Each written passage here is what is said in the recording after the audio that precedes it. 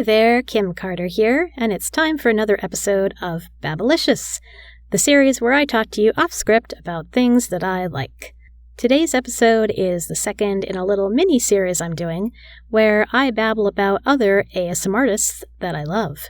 Today's subject is kind of a complete 180 from last time. Today I am going to talk about why I love the Yandere twins, Easton and Emmary. Last episode I talked all about Cardlin, and to my shock he actually listened to that entire thing.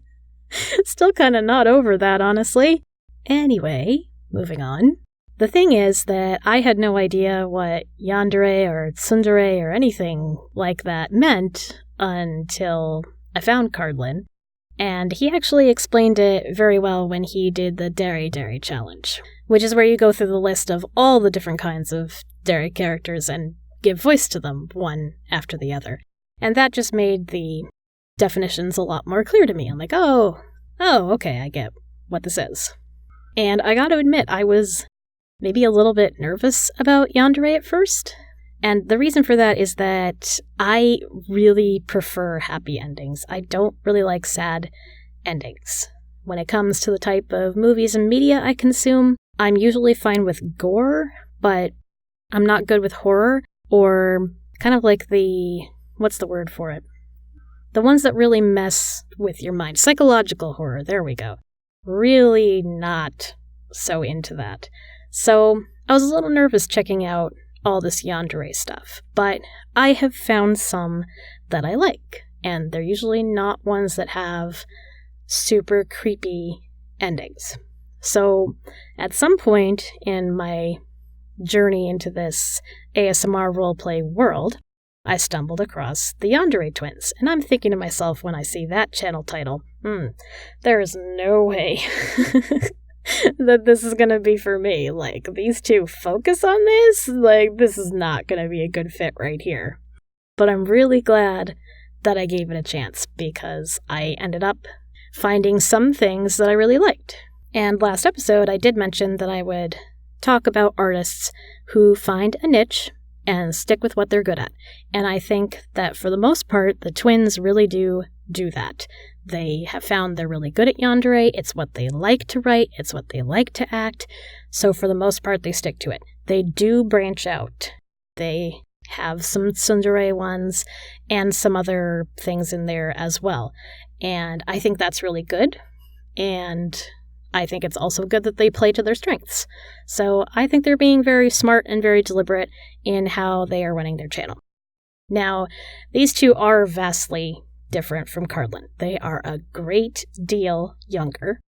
They are still in college, and I admire the hell out of the way that they balance everything that they have going on in their lives. Like Cardlin, they do also have a Discord server, which is a charming little place, very polite. It's so sweet, like you wouldn't expect that for a server for the Yandere twins, but it actually is extremely sweet. It is safe for work because they do have, as they are younger, so is their audience. So, which is fine. And they are actually twins, brother and sister, in real life, and they're adorable, and they're very talented. And I'm really excited to be a part of their community. I am a patron of theirs, and I gotta say, I swear I'm not being paid to say this or anything. Nobody's paying me nothing for this channel right now, okay?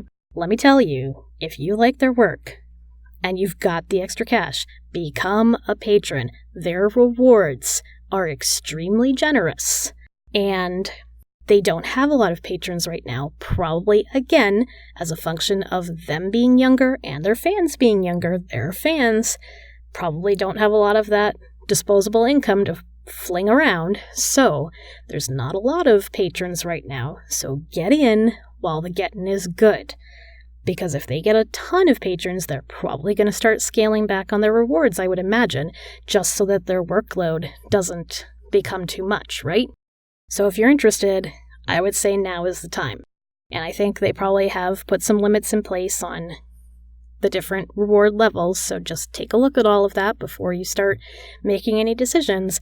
But I highly, highly recommend it.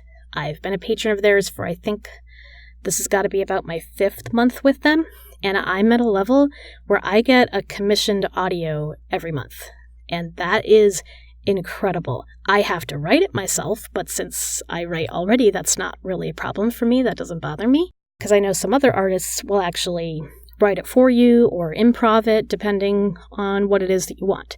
And I think in the twins' case, I think you have to write it, which is fine. At least for me, it's fine for me. It doesn't bother me. I get exactly what I want to hear. And they have both done a spectacular job with all of my commissions. I listen to them a lot. I'm super happy with them and super thankful that I get to be part of this. And they actually put some of my commissions on their Patreon for the other patrons to enjoy.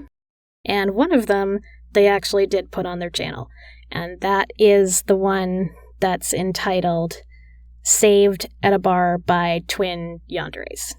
And that has a pretty solid view count, and I was just over the moon when they did that because it makes me very excited when my contribution gets to be out there on YouTube to a wide audience. That makes me very, very excited. So, the twins are super talented. They're very good at their creepy, darker voices. They do branch out to do other things. They do audios that are inspired by other things like anime or comics, Pokemon even. They pull from what it is their audience decides that they want. They take suggestions on their Discord server, so you can hop over there to the Twins Playground and make some suggestions if there's something that you want to hear. And I think as the two of them go on with this, that they are only going to continue to improve. In fact, in just the couple months that I've been a patron, I feel like I've heard their abilities improve because they are very young. Did I mention that? And they simply don't have the experience that some of the other artists out there right now have, but they are gaining it, and they're gaining it quickly. And I think that they are only going to continue on that upward trend, and I can't wait to see where they end up. And I think it's kind of brilliant the way that you have a male voice and a female voice, so they can get a wider audience. And they go to great pains to make sure that all, with very few exceptions, that all of their audios are gender neutral. So that gets them the widest audience, and I think that's probably quite smart for them, especially given the demographic that they're working with. I think that's incredibly smart. So they know what their audience wants.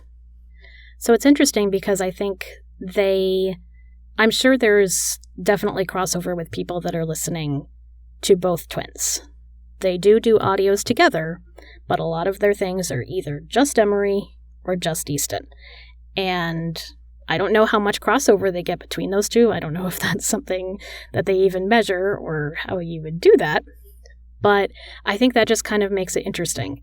And if you're looking for both, you're going to be really happy with this channel. But it's sort of like covering your bases, right?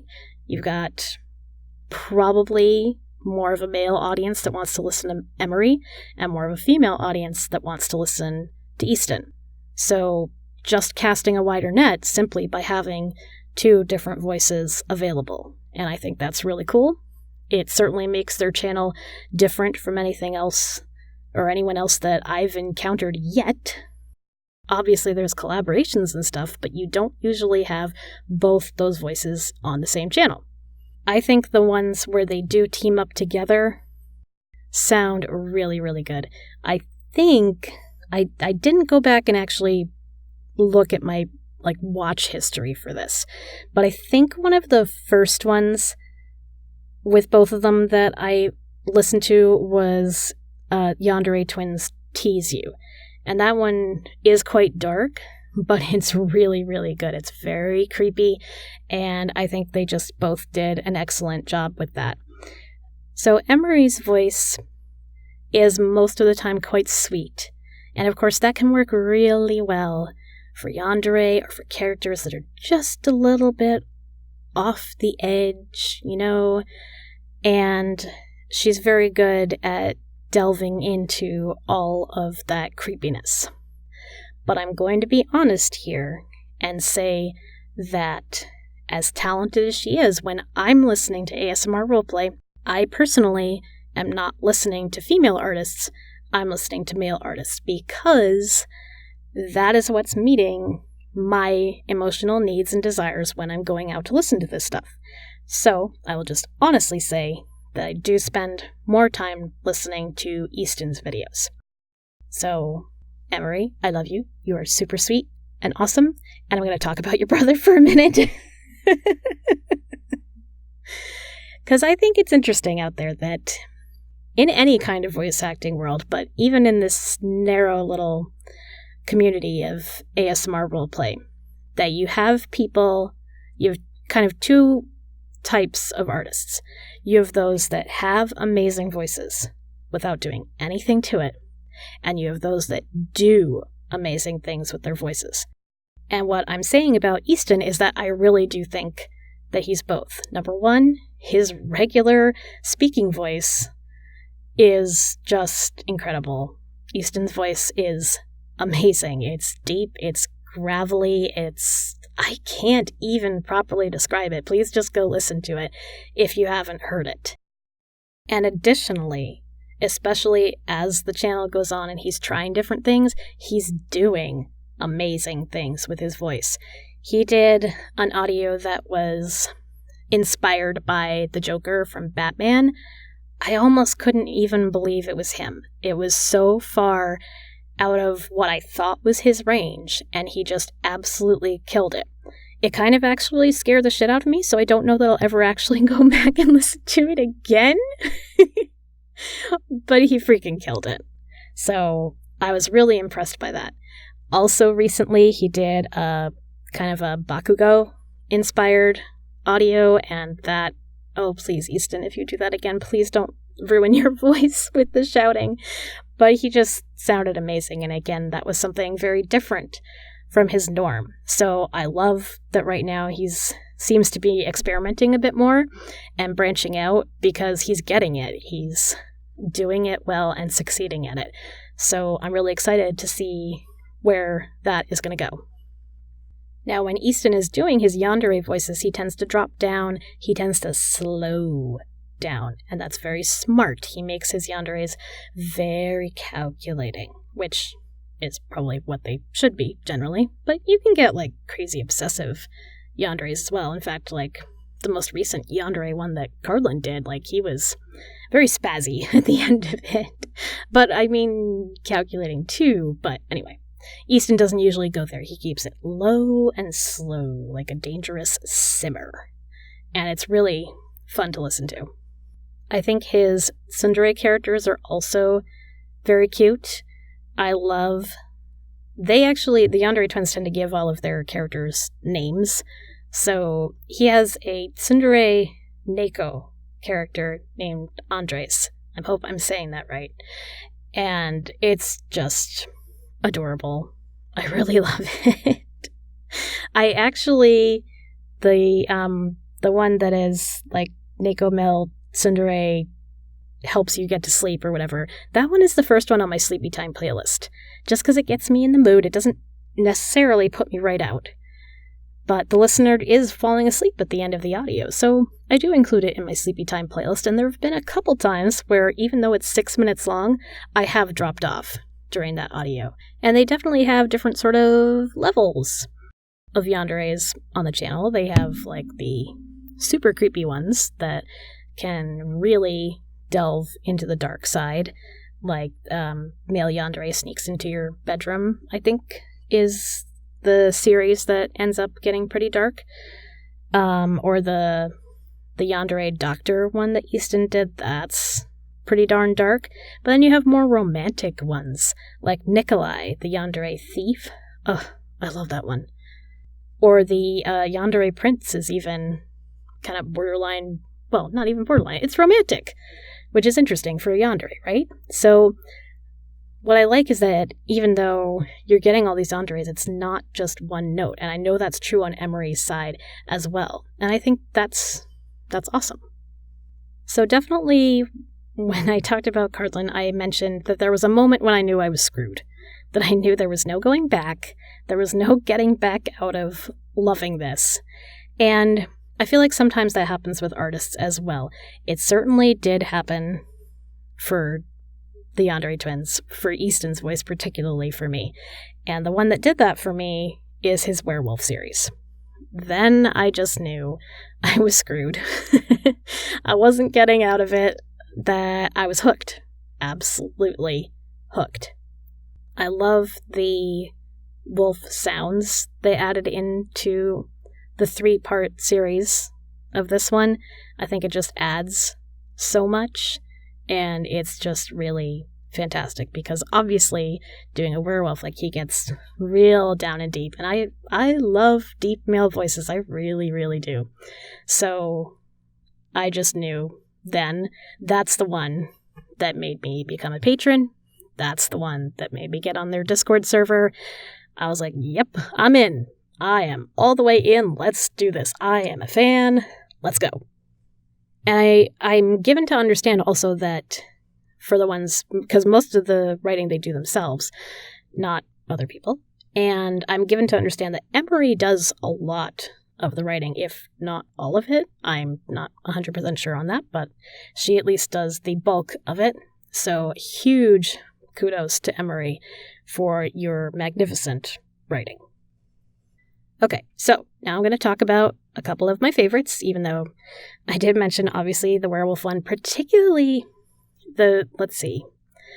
I love the part in part 1 where he finally sees the listener and imprints on them. Oh, I love that part. And in part 3, where there's that hurt comfort part, oh, that in particular really did me in. Yeah. I mean, you know that's my jam. I keep saying it. Action, hurt, comfort, that's going to get me. I also talked about Andre's, so I mentioned that. I love the yandere boyfriend takes care of you while you're sick.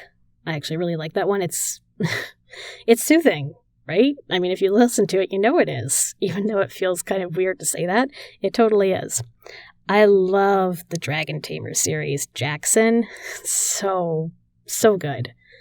That was just fantastic. I loved it. I totally forgot about the other tsundere character that he has. I think his name is Benjamin, the tsundere ghost.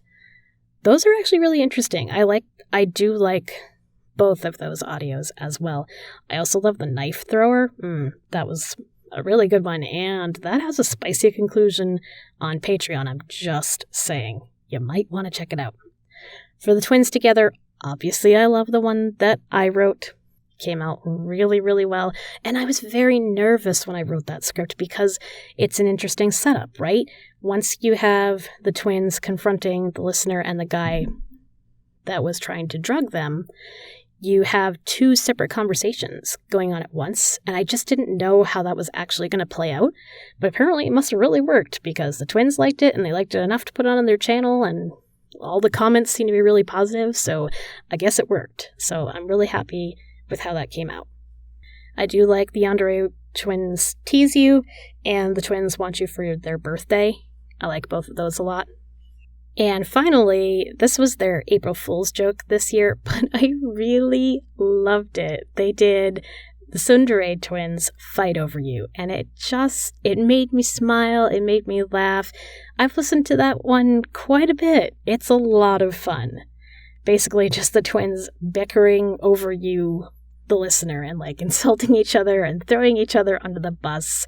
It's hilarious. Definitely give it a listen if you haven't. Okay, so getting close to wrapping up here. What's something that the twins do unintentionally that kind of makes me laugh? Now, since their stuff is so dark, I almost thought I didn't really have anything for this. So I'm kind of scraping the bottom of the barrel here to find something. And I almost hesitate to mention this, but it does make me smile every time I hear it. Because I know that you shouldn't make fun of somebody for mispronouncing something, because it means that they usually learned the word by reading instead of hearing somebody say it out loud. But in the first one with Nikolai, Yandere Thief Steals You Away, he mispronounced epitome. as epitome, and it's the cutest fucking thing. It just makes me giggle. Oh, it's so adorable. Anyway, literally that's the only thing I can think of. There are some darker themed ones that they do that I have not listened to simply because I don't want to give my brain, I'm very sensitive to nightmares. I don't want to give my brain more fodder for bad dreams. So I just steer away from those. I stick to the ones that I like.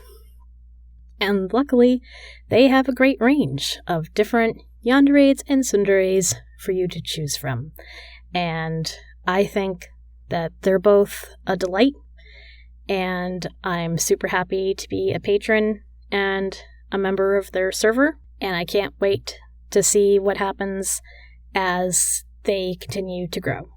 And I don't know if you two are going to listen to this, and if you did, twins, thank you very much for everything.